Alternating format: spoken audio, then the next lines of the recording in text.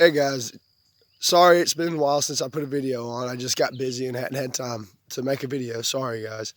Uh, I feel like I need to share a little bit about myself. I've made several videos now and I haven't told anyone who I am or what I do or why I'm doing this.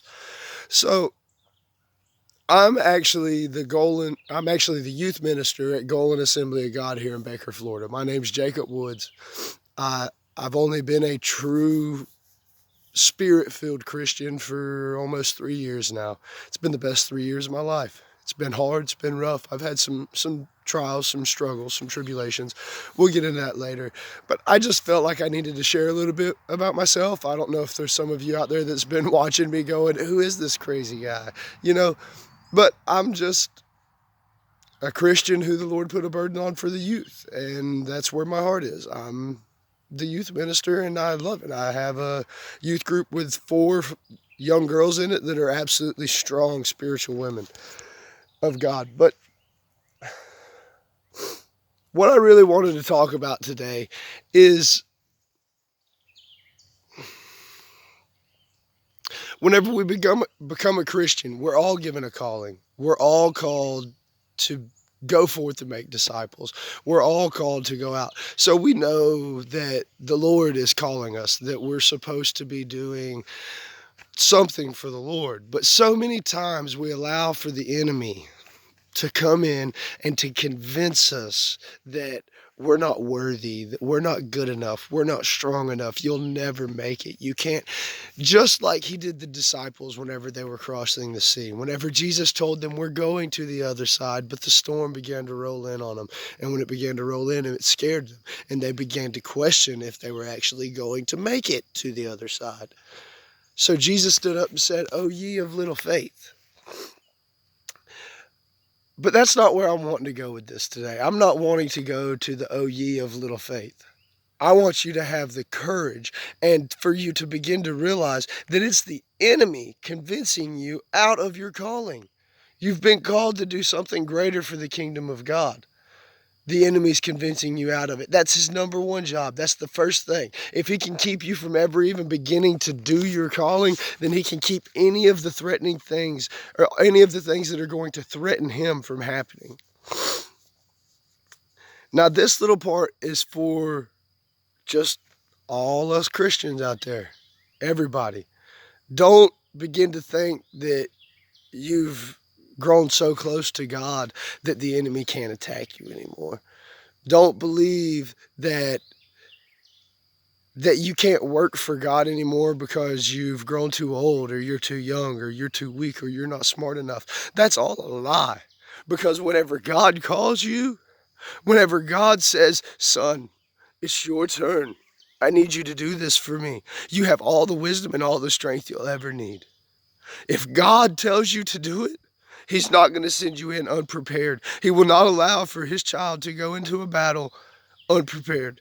Whenever he tells you it's your turn to go, don't let the enemy jump in the other ear and begin to say, "You're not good enough. You can't do that. You're not going to make it. You're not strong enough." Because then you'll sit back down and you'll step right back out of the battle that God meant to bring you through to the other side where you could break free and have a true breaking moment where your life changes, your mind changes, your heart changes, and it makes a change in your life. And whenever it makes that change and you begin to realize that it's all because you were obedient to God, that's whenever we begin to step into the second part of this message.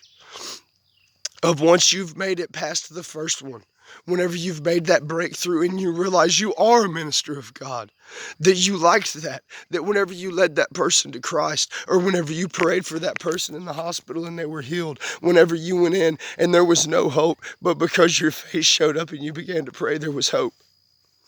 That's the things that makes a Christian being worth it. That's the things that makes a minister worth it. Is whenever you walk into a room that has zero hope, they're positive that they're about to lose their child. And all of a sudden you walk in a room, you lay your hand on them and pray, and there's hope again. I can't explain it. It's not me. It's what God does through me. It's amazing, guys. Also, don't put your ministers on a pedestal to the point that they can't confide in you anymore. Because let me tell you a secret. Whenever you put your minister on a pedestal, you begin to expect more of him. That's not right, guys. The only person that ever walked this earth that was meant to be perfect, that was built to be perfect, was Jesus Christ. And whenever he died on the cross is whenever all of this began. But whenever you put your minister on that pedestal, it does two things. It makes you expect more of him, so whenever he does make a mistake, you're more disappointed, you're more heartbroken. And then it puts him on top of this pedestal, and it becomes his own hell. Because he's standing up there, but he's ministering to all of these people that love him and they care for him, but they've put him on a pedestal and they expect so much of him. They expect for him to be such a great man of God that he doesn't make a mistake, which makes his pedestal be his own hell, where he has to deal with all of his problems by himself, plus all of your problems, guys. Take your minister off of the pedestal, pat him on the back and say, hey man, is there something I can pray with you about? Is there something I can do for you? And don't be disappointed if he tells you, hey man, I've been struggling with anger this week. Or hey man, I said something I really shouldn't have. Or hey, I'm struggling with this or that, because they're human. Ministers can struggle with tobacco. Ministers can struggle with drugs. Ministers can struggle with anything. They're human just like you and I. The enemy attacks them just like he does you and I. So quit letting the enemy convince us that we're not good enough. Also, quit letting the enemy convince us that ministers are supposed to be perfect, because ministers aren't supposed to be perfect. Paul spent most of his life in a prison. He cut off a guard's ear because he came to get Jesus. So guys, just begin to truly try to see things from Jesus's eyes.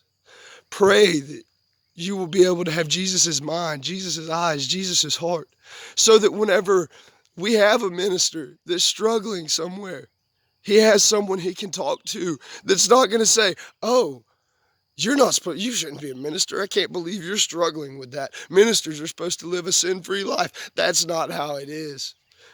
Every minister in this country, in this world, needs somebody that they can say, hey, I'm struggling.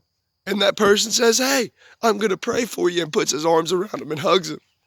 Instead of being one of these people that says, oh yeah, I'm going to pray for you, and runs around over there and starts telling somebody about the problems your pastor's having. That's not right. You're supposed to be your brother's keeper. You're supposed to be there for your brother. Things that get told to you, you're supposed to stay confident. He told you, he didn't tell them. If he wants them to know, he'll tell them. Start keeping your noses in your own business. When somebody talks to you about something, you keep it between you and them. If we could get a trust back in the churches, the pedestals would go away.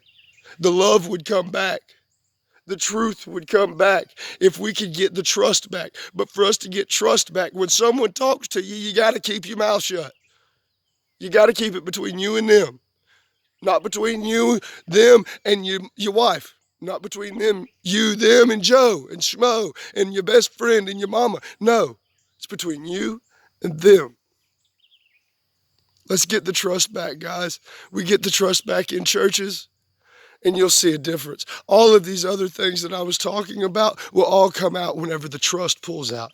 Whenever the trust begins to be a true trust, the enemy will no longer be able to convince us that we can't tell them our problems, that we can't tell them our struggles. He won't be able to convince us that we're not good enough, because when we trust one another, we'll begin to talk to our brothers and sisters about these problems. And that means ministers included too. That means that when a minister has a problem, he'll go to people in his congregation and he'll talk to them. He'll talk to them just like he expects them to talk to him. Whenever someone has a struggle, they're supposed to talk to a brother. Minister, child of God, indifferent. It doesn't matter. If you're a minister, it doesn't matter. If you're a preacher, the Pope, I don't care who you are. If you have a struggle in life, talk to your brothers about it. But we can't do that until we start to get trust back in the church. This isn't a minister problem, and this isn't a congregation problem. This is an everybody problem. We have to begin to trust one another and be trustworthy. All right. I love you guys. Have a good day.